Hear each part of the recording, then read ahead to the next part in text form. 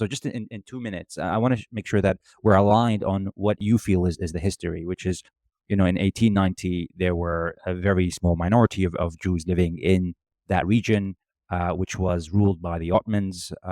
Estimated about 43,000 Jews were living, and the majority were Arab Muslims. And the British kind of in World War One took over from the Ottomans, and they called this the British Mandate for Palestine. They controlled the borders, and as a result of what was happening in Europe, in terms of the Holocaust, and before that, the pogroms in Russia, which were huge, more and more Jews were kind of entering into that British Mandate for Palestine, and that escalated all the way to going from 43,000 in 1890 to 630,000 Jews living in British Mandate for Palestine in 1947.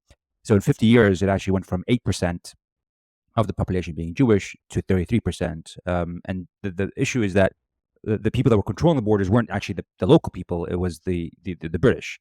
And in fact, there's a lot of research that shows that they wanted the Jews to come to this land because they didn't want them in Europe. They didn't want them even in the UK.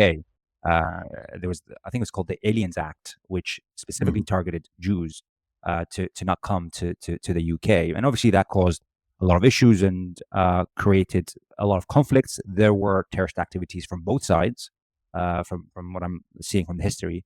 And there was a partition plan to divide the land. The UN voted on it. It gave the Jews the majority of the land as opposed to the Arabs. The Arabs didn't accept, and there was a war that happened, which the Jews won.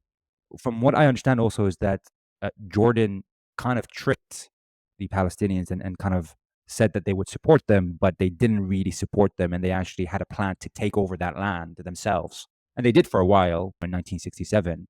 Does that history align to what you see? With the fall of the Ottoman Empire, Palestinians actually welcomed the Jews in. So when you talk about, terrorism on both sides, that didn't, I think what the earliest maybe is in the 1920s, obviously 20s the and 1930s. Yeah. 30s. But before that, there were trickling amounts of Jews coming in to Palestine. They were welcomed by the Muslim Palestinian population. Over time, when it became clear that it wasn't just moving in, because they're refugees. No, they wanted to carve out their own state. They wanted to do this at the expense of the population. And then you had the clashes and so forth. The Jews won, obviously, so they won the war. But that's the funny part, is the war is still going on.